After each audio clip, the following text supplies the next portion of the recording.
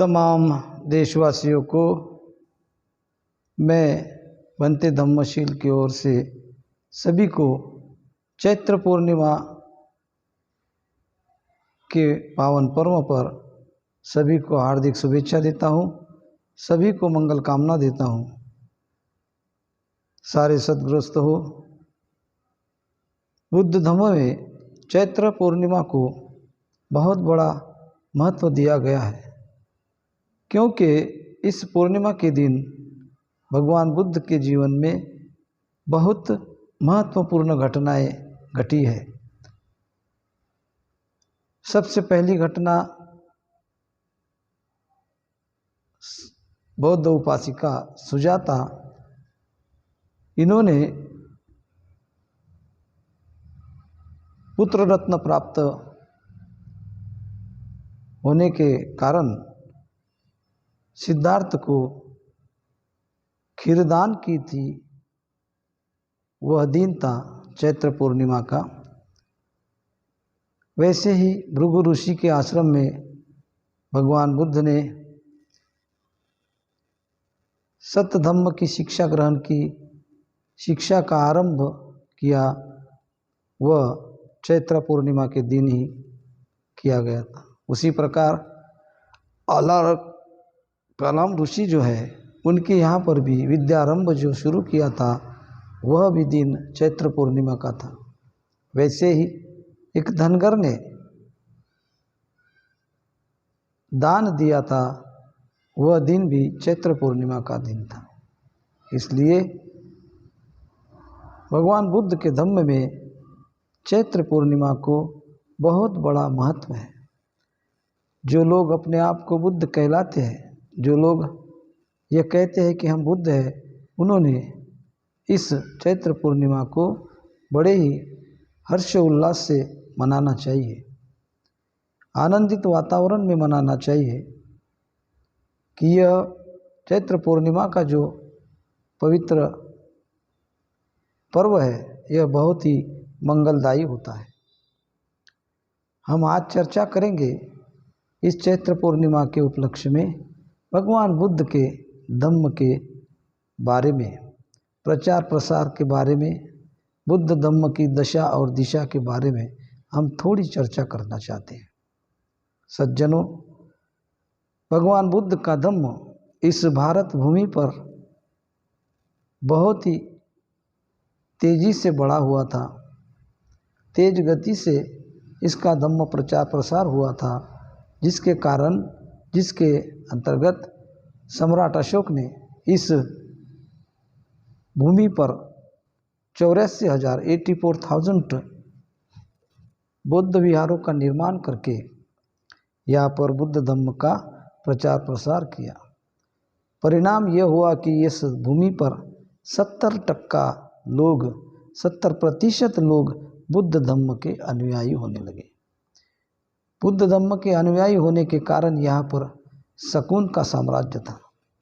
लोग सकून से रहते थे, शांति से रहते थे, भाईचारे से रहते थे, एक दूसरे का मान सम्मान करते थे।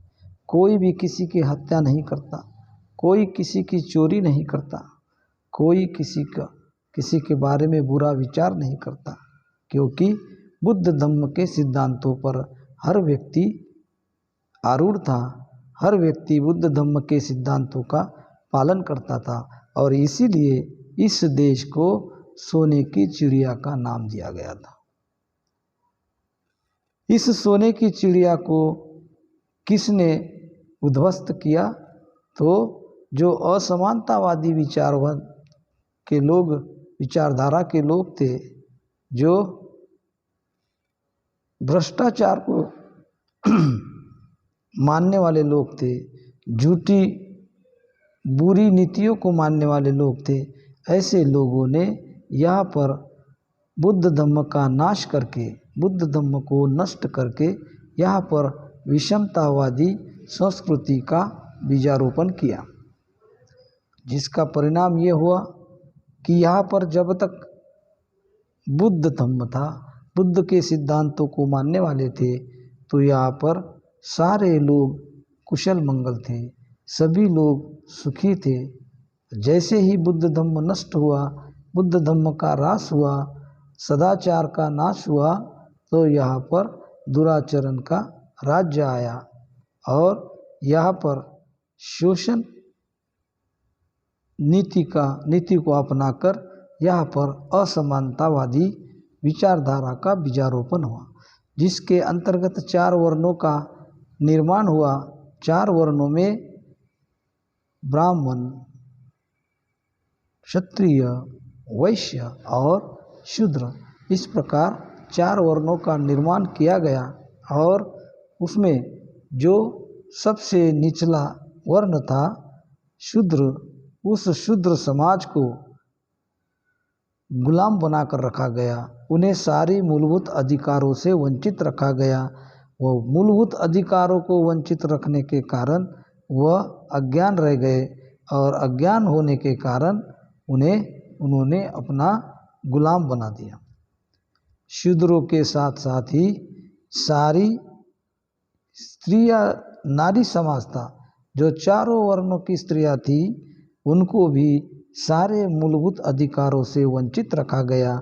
ऐसे कायदे कानून बनाए गए कि उन्हें मूलभूत अधिकारों से वंचित रखकर, अज्ञान रखकर, उनके अज्ञानता का फायदा उठाकर उन्हें गुलाम बना के रखा गया था।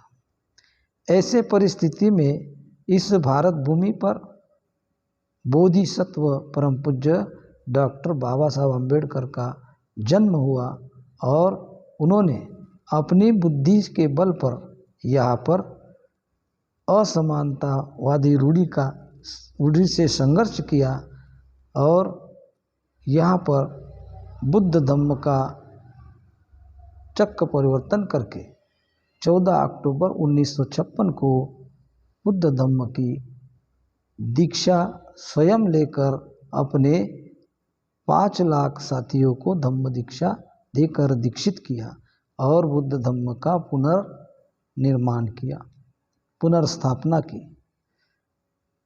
अब सवाल ये पैदा होता है कि परम पूज्य डॉक्टर बाबा साहब अम्बेडकर जी ने 14 अक्टूबर 1956 को धम्म दीक्षा दी है, हमें बुद्ध बनाया, हम बुद्ध बन गए, इस बात को आज की तारीख में 64 साल हुए, 64 ईयर्स हुए हैं। हमें यह बात देखना है, इस बात का चिंतन मनन करना है कि इस 64 साल में हमारे समाज की दिशा और दशा क्या है। हमारे समाज को दिशा सही मिली है, नहीं मिली है। बाबा साहब ने धम्म दीक्षा देकर हमें मान सम्मान का जीवन तो दिया है, लेकिन आगे बुद्ध धम्म के लिए हमें क्या करना चाहिए, ऐसी गाइडलाइन देने के लिए उनके पास समय नहीं मिला और वो बहुत ही समय में उनका परिनिर्वाण होकर वो हमसे विदा हुए। सवाल इस चीज़ का है कि बाबा साहब जाने के बाद बुद्ध धम्म का प्रचार प्रसार या यहाँ का अपने आप को बुद्ध कहलाने वाला हर इंसान क्या बुद्ध हुआ है, और अगर हुआ है तो कितना % हुआ है, और अगर नहीं हुआ है तो क्या कारण हो सकता है। ऐसा हमने अगर चिंतन मनन किया है तो हमारा खुद का ये अनुभव है कि आज की परिस्थिति में जो अपने आप को बुद्ध कहलाते हैं, ऐसे लोगों की हम बात कर रहे हैं, ऐसे लोगों में 100 में से 10 लोग बुद्ध धम्म के बारे में, बुद्ध धम्म के सिद्धांतों के बारे में, बुद्ध धम्म की पढ़ाई के बारे में जानकारी रखते हैं, बुद्ध धम्म को अच्छी तरह से समझते हैं, बुद्ध धम्म के मार्ग पर चलते हैं। ऐसे 10% लोग हैं और 90% लोग जो है वह अपने आप को बुद्ध कहलाते हैं, बुद्ध का लेबल लेकर चलते हैं, बाबा साहब के अनुयायी है ऐसा कहकर चलते हैं, लेकिन उनमें बुद्ध धम्म के प्रति जानकारी बुद्ध धम्म की पढ़ाई बिल्कुल नहीं है। यह हमारा खुद का अनुभव है। हम जहाँ कहीं परित्राण लेते हैं, अब जहाँ तक सवाल है मेरा परित्राण, मैं अपने अनुभव से ये सारी बातें आपके साथ शेयर कर रहा हूँ। मैं जहाँ पर भी परित्राण लेता हूँ, परित्राण का मतलब ही ये होता है, परित्राण एक दुख मुक्ति का पाठ है। उसमें भगवान बुद्ध ने दुख मुक्ति का मार्ग कौन से है ऐसे बताए हैं। बुद्ध के गुणों का सिमरन है। अब जब हम ये सब बातें करते हैं, परित्राण समाप्त होने के बाद मैं अपनी उपदेशना जब देता हूँ, उपदेशना चालू करने के बाद मैं वहाँ पर उपस्थित लोगों को, जो लोग परित्राण में उपस्थित होते हैं, जिनके घर में परित्राण होता है, वह लोग, वह परिवार अपने अड़ोस पड़ोस को भी परित्राण में बुलाता है।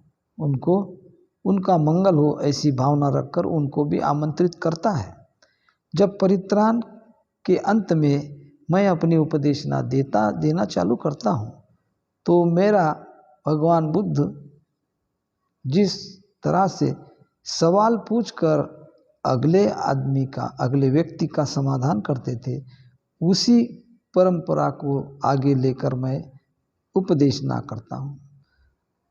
उस उपदेशना में वहाँ उपस्थित लोगों को ये कहता हूँ, उदाहरण के तौर पे वहाँ पर उस परित्राण में उस परिवार के लोग पकड़कर, पड़ोस के लोग पकड़कर 25 लोग उस परित्राण में बैठे होते हैं। मैं जब उनको पूछता हूँ कि बुद्ध धम्म में पंचशील को बहुत महत्व है, भगवान बुद्ध ने सभी के कल्याण के लिए पंचशील का उपदेश दिया है। जो पंचशील हम उम्र की 16 साल से तो आज हमारी जो भी उम्र है, इतने अंतराल में हमने लाखों बार पंचशील सुना है, लाखों बार पंचशील उच्चारण भी किया है भंते जी के पीछे पीछे। अब मुझे ये बताइए कि पंचशील जिनको आता है वे लोग हाथ ऊपर करें, जिनको नहीं आता, जिनको नहीं मालूम, वो हाथ ऊपर ना करें। मैं देखने के लिए ये बातें करता हूँ। अब सपोज उसमें 25 लोग अगर वहाँ परित्राण में है, 25 लोगों में 3 लोग हाथ ऊपर करते हैं जो पंचशील को जानते हैं, पंचशील के बारे में उनको पता होता है, पंचशील का ट्रांसलेशन भी उनको पता होता है। ऐसे 3 लोग हाथ ऊपर करते हैं और बाकी के 22 लोग हाथ ऊपर नहीं करते। इसका ये मतलब होता है, ये हम अनुमान लगा सकते हैं कि हमारा समाज जो है, जो स्वयं को बुद्धिस्ट कहलाता है, बाबा साहब के अनुयायी कहलाते हैं, ऐसे लोग 25 में से 3 लोगों को उसकी जानकारी है और 23 लोगों को उसकी जानकारी नहीं है। वह धम्म से कोसों दूर है। अब सवाल ये है कि अगर ऐसा हाल है तो हमारे धम्म की क्या दशा होगी। अगर 100 में से 10 लोग अगर धम्म को जानते हैं, धम्म का आचरण करते हैं, धम्म के प्रति सारी बातों की जानकारी रखते हैं और 90% लोग अगर जानकारी नहीं रखते, धम्म के प्रति अनजान है, पंचशील के प्रति अनजान है, तो धम्म की दशा क्या होगी। यह मैं कह रहा हूँ, इसको सच मत मानिए। भगवान बुद्ध ने भी यह कहा है कि मैं जो कहता हूँ उसे सच मत मानिए। जो मैं कहता हूँ उसको अपनी अनुभूति से, अपनी प्रज्ञा की बुद्धि के बल पर परख कर देखिए और अनुभव आए, बुद्धि को अगर परखने के बाद में अगर लगता है कि नहीं इसमें सच्चाई है, वह बात को हमें स्वीकार करना चाहिए। वही बात मैं आपसे कहना चाहता हूँ कि आप भी इसके बारे में चिंतन मनन करें, अनुभव लीजिए। अपने अड़ोस पड़ोस, अपने रिश्तेदारों के बाल बच्चों को पंचशील पूछिए, पंचशील के बारे में जानकारी पूछिए। अगर नहीं आता है तो यह बहुत बड़ी दुखद बात है, बहुत बड़ी शोकांतिका है, जो कि बाबा साहब ने इतने दुख सहकर, इतने कष्ट सहकर इस धम्म को खोजने के लिए अपने जीवन के 20 साल यहाँ पर दिए हैं। 20 साल के पढ़ाई में से, 20 साल के संशोधन में से उन्होंने यह बुद्ध धम्म खोज कर निकाला, ताकि इस देश का हर नागरिक सुखी रहे, हर नागरिक का मंगल हो, हर नागरिक का कल्याण हो। यह अभिलाषा लगकर भगवान बाबा साहब ने इस धम्म को इस देश में प्रस्तापित किया। अब सवाल यह है कि अगर 90% लोग भगवान बुद्ध के धम्म से दूर है तो धम्म की दशा क्या होगी।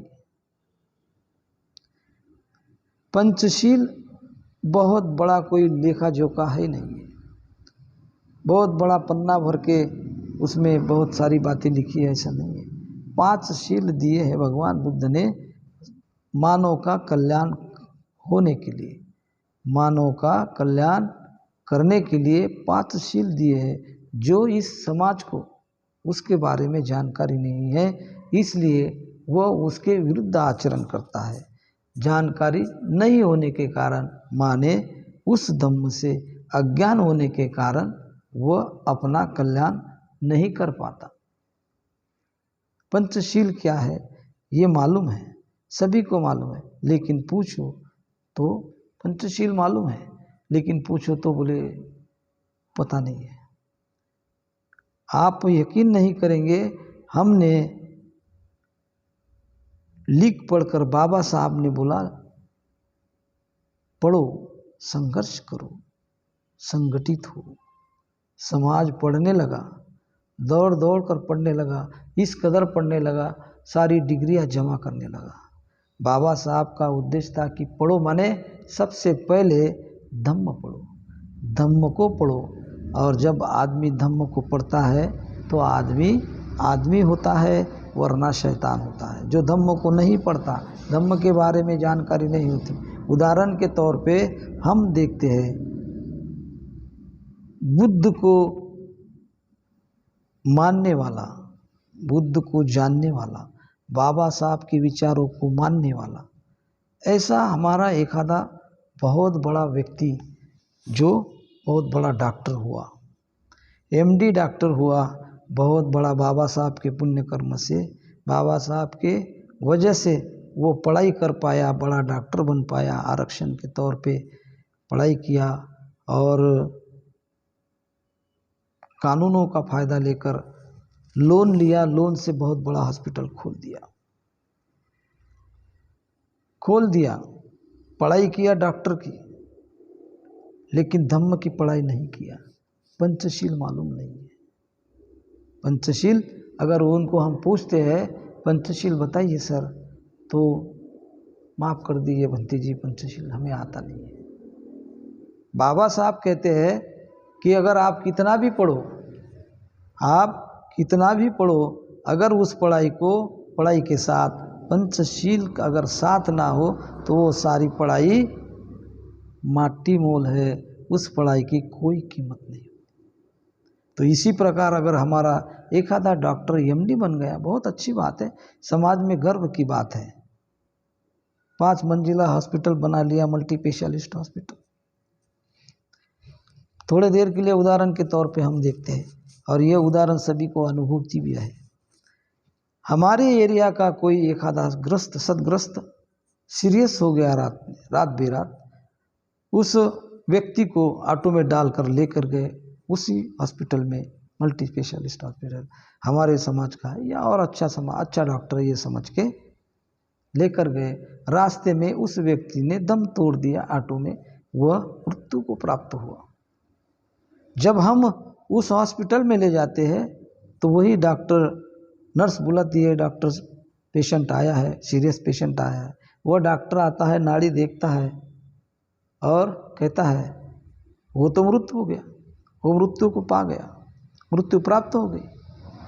लेकिन वो डॉक्टर बताता नहीं है कि यह इसकी मृत्यु हुई है, आप इसे वापस ले जाइए। नहीं, वो कहता है ठीक है हम कोशिश करते हैं, इसको एडमिट कर लीजिए आप, और काउंटर पे 20-25 हज़ार अभी जमा कर दीजिए, हम कोशिश करते हैं। उस मरे हुए इंसान को अंदर ले जाते हैं, उसको ज़बरदस्ती ऑक्सीजन लगाते हैं, इंजेक्शन लगाने का नाटक करेंगे, 2-3 दिन एडमिट रखेंगे और वो 2-3 दिन के बाद में खुद ही बोलेंगे कि आपका पेशेंट नहीं रहा, आप 2-3 दिन का हमारा 2-2.5 लाख का जो बिल हुआ है वो भर दीजिए और अपनी बॉडी लीजिए। तो इस प्रकार ऐसा क्यों हुआ? क्योंकि वह पढ़ा तो सही, डॉक्टर बना तो सही, लेकिन उसके पास पंचशील नहीं होने के कारण, सदाचरण, पंचशील माने सदाचरण नहीं है, पंचशील माने मानवता नहीं है, इसलिए ऐसा हुआ। तो कहने का मतलब यही है कि पंचशील जो है वो इंसान को इंसान बनाता है, और जो आदमी पंचशील को समझता नहीं है वो इंसान न रहते हुए हैवान बन जाता है। उस मृत व्यक्ति के भी 2-2.5 लाख रुपए लेना एक वो हैवान होने का सबूत है। इसी प्रकार भगवान बुद्ध ने पंचशील में बताया है कि सुरा मेरे मज्ज पमाद। पहला शील हम देखते, पहले से समझ लेते हैं। पानाति पाता वेरमणि सिक्खापदं समाधियामि। मैं प्राणी मात्रा की हिंसा नहीं करूँगा, ऐसी प्रतिज्ञा करते हैं। अब पानाति पाता वेरमणि सिक्खापदं समाधियामि भंते जी के पीछे बोल दिया, लेकिन उसका अर्थ मालूम नहीं है। तो भगवान बुद्ध कहते हैं कि मैं प्राणी मात्रा की हिंसा नहीं करूँगा, किसी के मन की हिंसा नहीं करूँगा, किसी का मन दुखाऊंगा नहीं। ये उसका अर्थ उनको मालूम नहीं रहता। बोलते पानाति पाता वेरमणि सिक्खापदं समाधियामि, प्राणी मात्रा की हिंसा नहीं करूँगा भैया, मैं किसी की जान नहीं लूँगा, ठीक है, हम किसी की जान नहीं लेंगे, इतना ठीक सीमित रहते। आगे चलकर भगवान बुद्ध ने कहा कि हम किसी के मन की भी हिंसा नहीं करेंगे, अपनी वाचा द्वारा किसी का मन नहीं दुखाएंगे, ऐसी प्रतिज्ञा वो भूल जाते हैं। घर घर में यही बात होती है, पंचशील का उल्लंघन होने का कारण है। घर घर में बेटा माँ बाप की मन को दुखाता है, मन भावना दुखाता है, माने मन की हिंसा करता है। भगवान बुद्ध की शिक्षा है कि मन की हिंसा नहीं करूँगा, किसी को वाचा द्वारा किसी का मन दुखाऊंगा नहीं। लेकिन मालूमात नहीं होने के कारण घर में बच्चे माँ बाप के साथ में अच्छा व्यवहार नहीं करते, पति पत्नी एक दूसरे की भावनाओं को समझते नहीं है, सास ससुर की भावनाओं को बहू समझती नहीं है। इस प्रकार पानाति पाता वेरमणि सिक्खापदं समाधियामि, यह जो शील है ये इंसान के कल्याण का है। अगर इसको समझ के वैसा अगर इंसान आचरण करता है तो हकीकत में उसके पीछे दुख नहीं आएगा। वो क्या करेगा? मैत्री करेगा सबसे, किसी की भावना नहीं दुखाऊंगा, माने उसकी भावना न दुखाते हुए उससे मैत्री करेगा, कल्याण होगा। अब दूसरा शील है अदिन्न दाना वेरमणि सिक्खापदं समाधियामि, मैं किसी की न दी हुई वस्तु स्वीकारूंगा नहीं, चोरी करूंगा नहीं। इस शील को भी अगर हम देखते हैं तो हर घर में इस शील का उल्लंघन होता है, जानकारी नहीं होने के कारण। अदिन्न दाना वेरमणि सिक्खापदं समाधियामि भंते जी के पीछे बोल दिया, लेकिन मैं किसी की न दी हुई वस्तु स्वीकारूंगा नहीं, चोरी करूंगा नहीं। अब घर में ही पिताजी के कपड़े नहाने के लिए पिताजी गया, पैंट शर्ट टांग दिया, तो लड़का या लड़की जेब में से पैसे निकाल लेंगे, लगते हैं उतने, या पत्नी जेब में से पैसे निकाले। भगवान बुद्ध की शिक्षा कहता है कि न दिए हुए स्वीकारूंगा नहीं, और यह अपने हाथ से लेना बोले तो न दिए हुए पैसे उन्होंने निकाले, तो ये भगवान बुद्ध के पंचशील का उल्लंघन हुआ। तो भगवान बुद्ध ने कहा कि अगर ऐसा चलोगे तो मंगल होगा, इसके विरुद्ध चलोगे तो अमंगल होगा। तीसरा शील है कामे सुमिच्चाचारा वेरमणि सिक्खापदं समाधियामि। मैं व्याभिचार नहीं करूँगा, पर पुरुष पर स्त्री गमन नहीं करूँगा, ऐसी प्रतिज्ञा करता हूँ। लेकिन आज के आधुनिक युग में हम देखते हैं छोटे छोटे बच्चे, तो 10-10 साल 12-12 साल के बच्चे के हाथ में आज ये नया खिलौना आ गया है मोबाइल, जिसमें जो चीज़ें हानिकारक है वह भी उनको देखने के लिए मिलती है, और उनकी भावना उद्रेक हो जाता है भावनाओं का, और वो जो चीज़ नहीं करना चाहिए वैसी चीज़ों में फंस जाते हैं। तो भगवान बुद्ध कहते हैं कि मैं व्यभिचार नहीं करूँगा ऐसी प्रतिज्ञा करता हूँ, लेकिन उस शील का भी पालन नहीं होने के कारण फिर मंगल कैसे होगा, तो अमंगल होता है। चौथा शील है मूसावादा वेरमणि सिक्खापदं समाधियामि, माने मैं कभी भी झूठ नहीं बोलूँगा, ऐसी प्रतिज्ञा करता हूँ। जब जब कोई परित्राण होता है भंते जी के हाथ से, या शादी में भंते जी को बुलाते हैं, धम्म प्रचारक भगवान बुद्ध के गाथाओं का उच्चारण करता है, उच्चारण करने के पहले पंचशील देता है। ये शील देता है माने शील को प्रतिज्ञा देता है आपको। मूसावादा वेरमणि सिक्खापदं समाधियामि, मैं किसी के साथ में झूठ व्यवहार नहीं करूँगा, झूठ नहीं बोलूँगा, किसी की निंदा नालस्ती नहीं करूँगा, चुगली चाहड़ी नहीं करूँगा। लेकिन हम उस बात पर अटल नहीं रहते।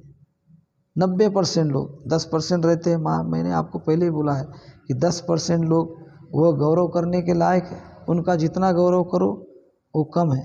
लेकिन 90% लोग इससे दूर होने के कारण घर घर में कलह है, घर घर में अशांति है, ये पंचशीलों का उल्लंघन होने की वजह से। पांचवा शील बहुत ही महत्व रखता है, सुरा मेरे मज्ज पमाद ठाना वेरमणि सिक्खापदं समाधियामि, माने मैं किसी भी कच्ची पक्की दारू या जिससे जो चीज़ से नशा आती हो ऐसे चीज़ों का, ऐसे वस्तुओं का सेवन नहीं करूँगा। ये उसका ट्रांसलेशन है, उसका अर्थ है मराठी में, हिंदी में।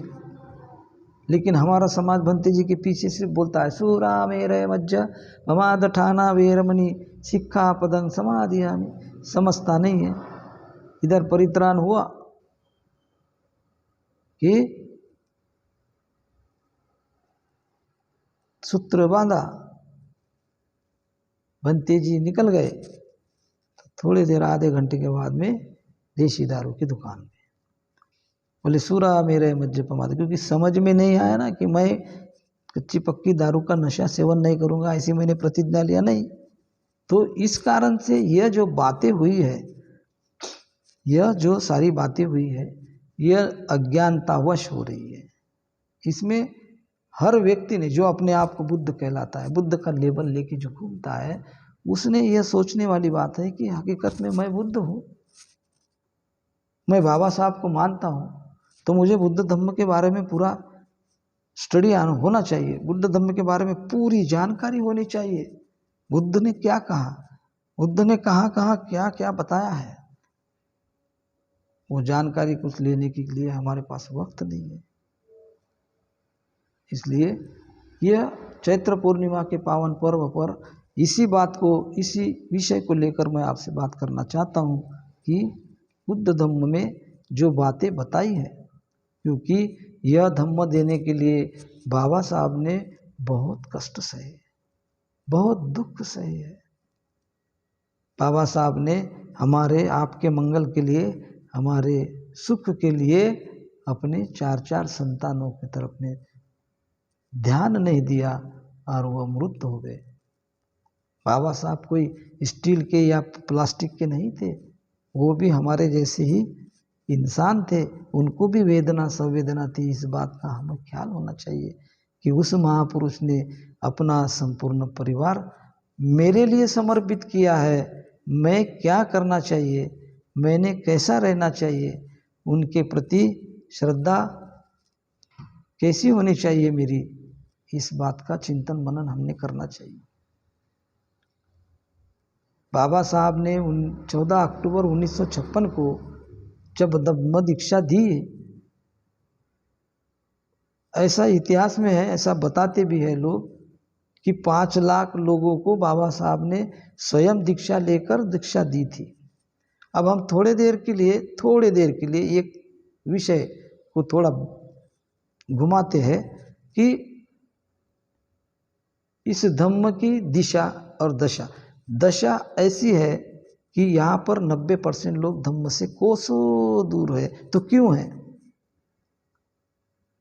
तो हम ऐसा अगर देखते हैं थोड़ी देर के लिए कि बाबा साहब ने जब धम्म दीक्षा दिया तो ऐसा अगर उन्होंने सोचा होता उस जमाने के हिसाब से कि एक व्यक्ति से मैं तो कल्याण के लिए दे रहा हूँ धम्म, तो मेरा अधिकार भी बनता है, एक व्यक्ति से ज़्यादा नहीं तो 10 रुपये, प्रत्येक व्यक्ति से अगर 10 रुपये भी लेते तो 10 × 5 लाख अगर करते तो उस दिन उस ज़माने के हिसाब से बाबा साहब के पास बहुत सारा धन जमा होता।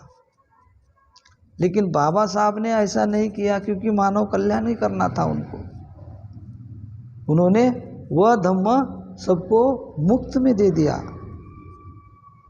मुफ्त में धम्म दीक्षित कर दिया।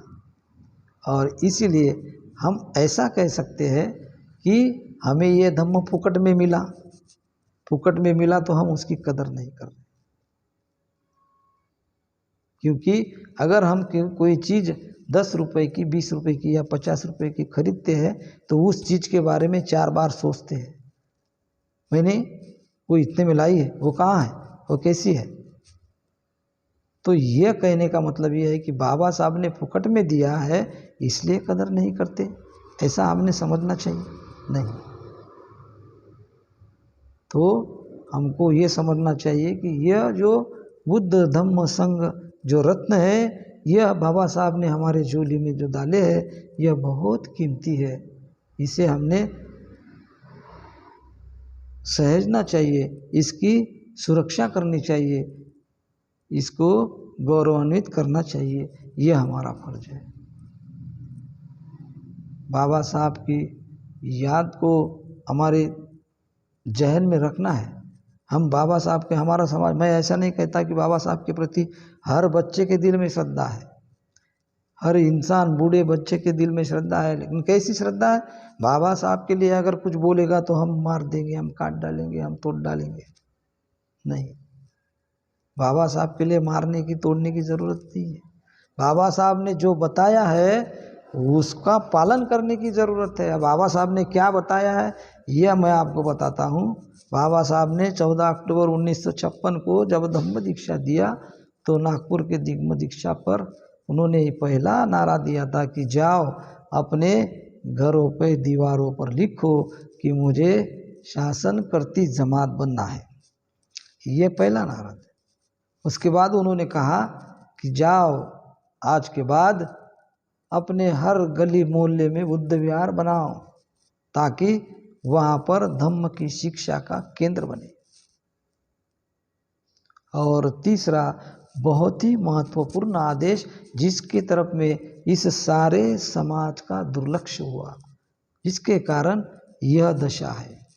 तीसरा आदेश बड़ा महत्वपूर्ण है और वो है बाबा साहब ने कहा था कि हर बुद्ध परिवार ने, प्रत्येक बुद्ध परिवार ने हर इतवार को, हर संडे को बुद्ध विहार में सुबह 8 बजे जाना ही चाहिए और बुद्ध वंदना लेकर वहाँ पर होने वाली धम्म चर्चा में सम्मिलित होना चाहिए।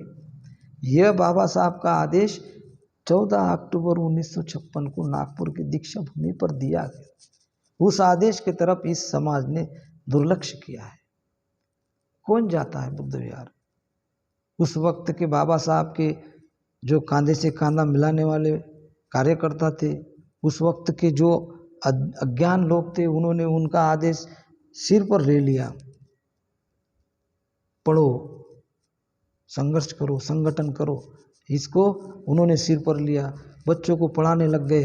बुद्ध विहार बांधो बोला तो बुद्ध विहार के लिए भी उन्होंने अपना अभियान चालू कर दिया विचारों ने, बुद्ध विहार बनाए गए, लेकिन बुद्ध विहार अगली पीढ़ी जब आई तो बुद्ध विहार की तरफ में कोई जाता नहीं।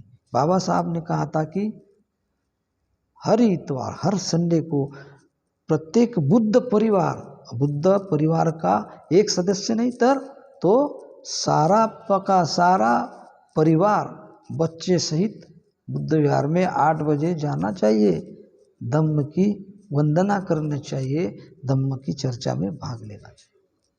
और आज उसी बात की कमी के कारण यह चित्र हमें दिखता है कि हम हमारे धम्म की दशा और दिशा का चिंतन मनन करने की जरूरत पड़ गई है।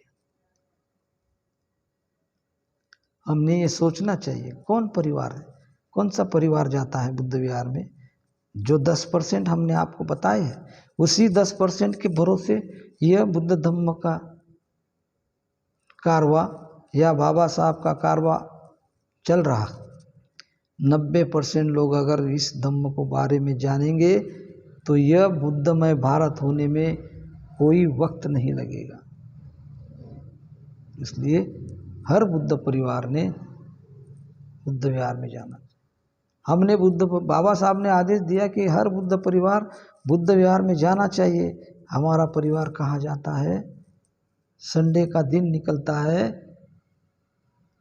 तो हमारा परिवार का मुखिया मटन की दुकान में जाता है। अब जब परिवार का मुखिया मटन की दुकान में जाएगा तो उनके परिवार के बाल बच्चे कहाँ जाएंगे? बुद्ध विहार में जाएंगे क्या? नहीं जाएंगे। तो ये सोचने का समय है, बाबा साहब के बारे में सोचने का समय है। बाबा साहब तो दुनिया के सबसे बड़े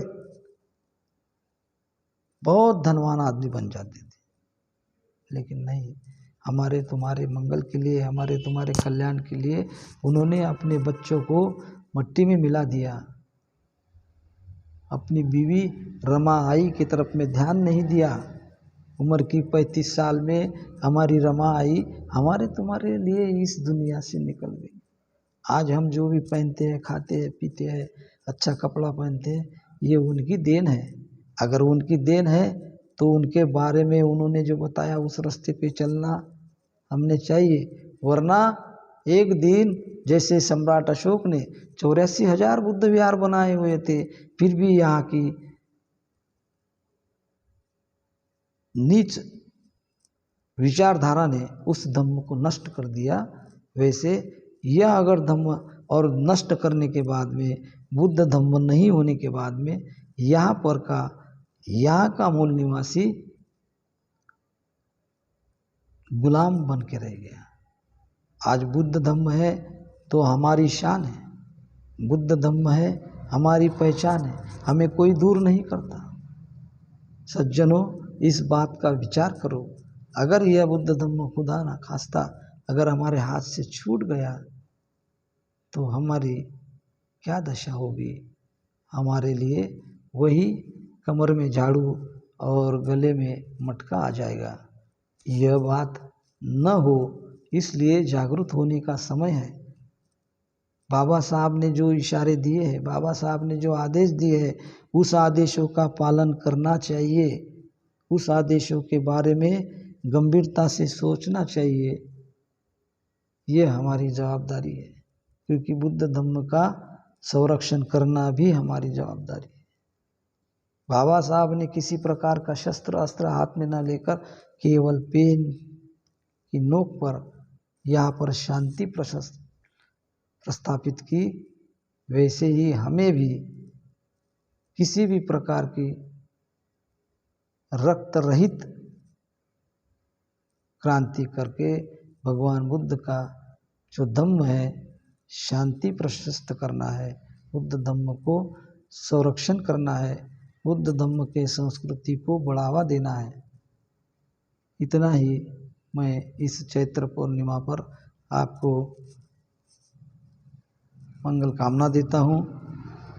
आप सभी को इस पवित्र पावन चैत्र पूर्णिमा की बहुत बहुत बहुत हार्दिक शुभेच्छा देता हूँ।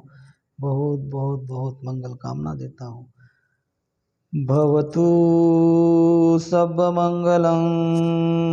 रक्षन्तु सर्वदेवता सर्वबुद्धानुभावेन सदा सन्ति भवन्तु ते भवतु सर्वमङ्गलं रक्षन्तु सर्वदेवता सर्वधर्मानुभावेन सदा सन्ति भवन्तु ते भवतु सर्वमङ्गलं रक्षन्तु सर्वदेवता सर्वसङ्घानुभावेन सदा सन्ति भवन्तु ते